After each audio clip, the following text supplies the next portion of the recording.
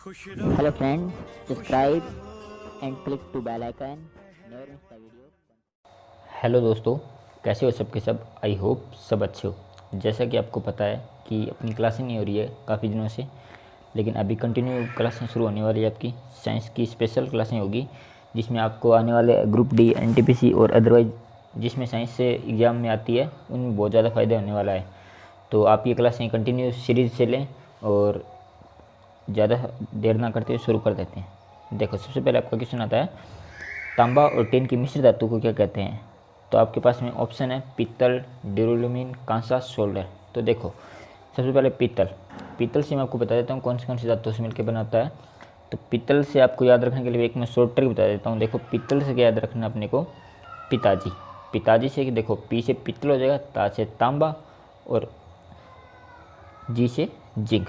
तो पीतल किससे मिलके बना होता है भाई, तांबा और जिंक से। ड्यूरेलुमिन, ये भाई एल्यूमिनियम और कॉपर का मिक्सचर होता है। इसके बाद में सोल्डर। सोल्डर किसका मिक्सचर होता है, वो देखो भाई, सोल्डर मिक्सचर होता है भाई सीसा और टिन का। और जो आपका ऑप्शन किसने पूछा गया है कि तांबा और टिन की मिश्र धातु क्या कहते हैं, तो अपने पास में ऑप्शन नंबर सी राइट हो जाएगा कि कांसा कौन सी धातु मिलकर बनी होती है, तो उसमें होती है तांबा और टिन। नेक्स्ट क्वेश्चन देखो भाई, कार्बन का कौन सा अपरूप अधिक कठोर होता है। देखो भी, कार्बन के तीनों अपरूप तो आपने सुने होंगे, ग्रेफाइट, हीरा, फ्लोरीन। लेकिन आजकल एग्ज़ाम थोड़ा सा मॉडरेट हो गया है और उसके अकॉर्डिंग एक और एग्ज़ाम में पूछा जाता है ग्रेफिन। तो अधिकतर आजकल वो एग्ज़ाम में ज़्यादा पूछा जाता है कि तो कार्बन का ग्रेफिन भी एक अपरूप होता है। तो यहाँ पे हम ऑप्शन के बारे में देख लेते हैं। सबसे पहले देखो, ग्रेफाइट। ग्रेफाइट मुलायम होता है और ये पेंसिल के नोक में काम भी आता है और ये विद्युत का सुचालक होता है। ऑप्शन नंबर 2, हीरा। इसकी चतुष्फलक की आकृति होती है और ये पूर्ण आंतरिक परावर्तन के कारण चमकता है और ये सबसे ज़्यादा कठोर होता है। ये कोयला। कोयला के आपको पता है कि अलग अलग प्रकार होते हैं और वो कार्बन पर डिपेंड करते हैं कि जिसमें जितनी ज़्यादा कार्बन की मात्रा होगी वो उतना ही शुद्ध कार्बन होगा। तो कार्बन मुख्यतः 4 प्रकार के होते हैं, एंथ्रासाइट, ब्यूटिमिन्स, लिग्नाइट्स और पीट। इसमें अलग अलग मात्रा होती है। नेक्स्ट क्वेश्चन देखो, कौन सा अधातु कमरे के ताप पे द्रव होता है। तो आपको ऑप्शन है पारा, एल्यूमिनियम, ब्रोमीन और तांबा। तो अधिकतर जो मेरे को पता है कि आपने एक चीज़ कंसंट्रेशन नहीं की थी और आप मेरे को पता है कि पारा ही आपने आंसर लगाया हुआ है, लेकिन आपको एक चीज़ बता देता हूँ, यहाँ पे आपको कंसंट्रेशन किस चीज़ पे करनी थी, धातु पे।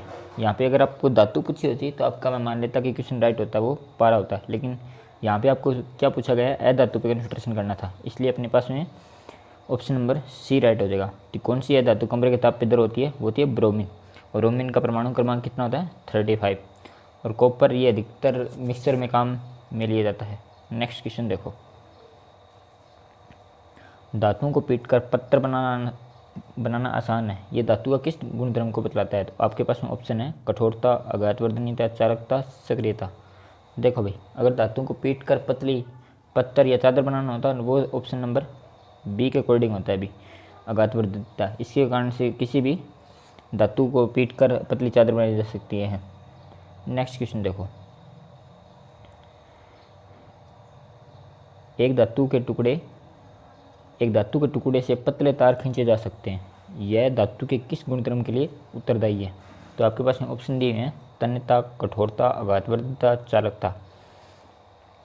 तो ये भी कौन से गुणधर्म है, तो ऑप्शन नंबर ए राइट हो जाएगा। तन्यता के कारण किसी भी धातु के टुकड़े से लंबे तार खींचे जा सकते हैं। और आपको पता होगा कि सबसे ज़्यादा लंबे तार कौन से धातु से खींचे जा सकते हैं, वो होगा आपका सोना, Au।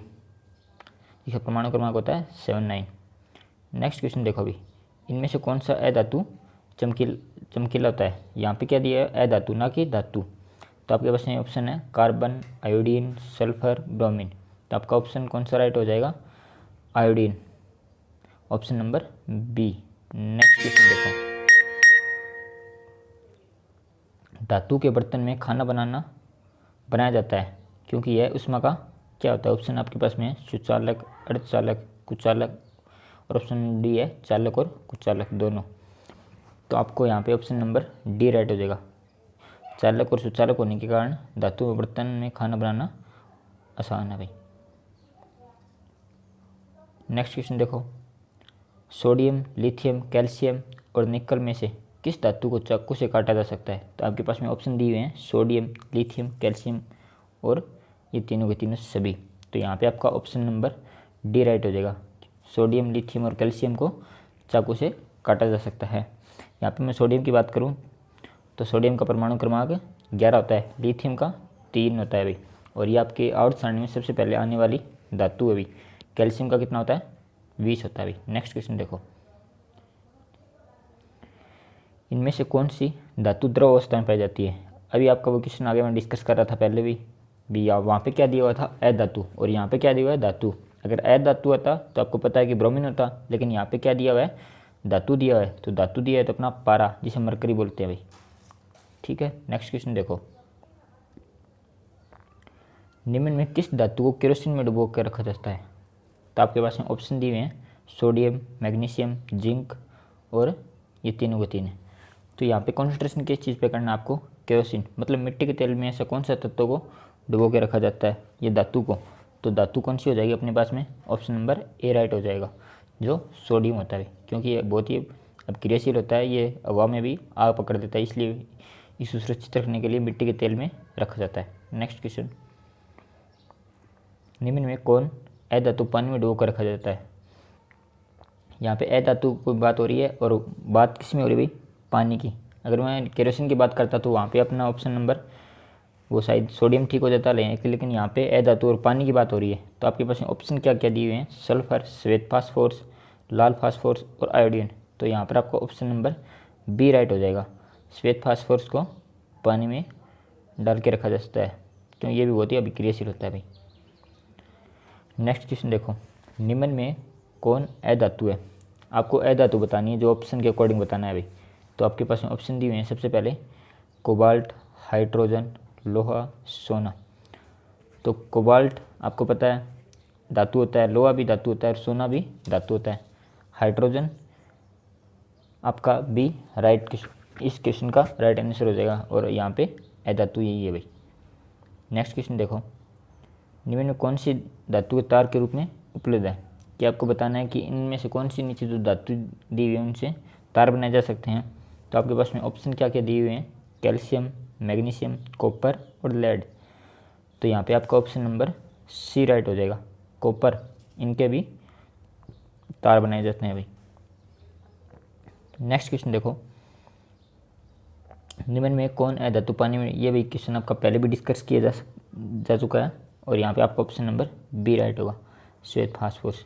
नेक्स्ट देखो भाई, आज के लिए भाई इतने क्वेश्चन ही काफ़ी हैं, और अपने चैनल को ज़्यादा से ज़्यादा सब्सक्राइब करें, लाइक करें, और आपकी जो भी क्यूरी हो आप कमेंट में हमें डायरेक्ट पूछ सकते हो, और आपको किस प्रकार की और क्लास में चेंजेस चाहिए तो आप वो भी हमें बता सकते हो। थैंक यू भाई, फिर मिलेंगे नेक्स्ट क्लास में। हम अपना फर्ज निभा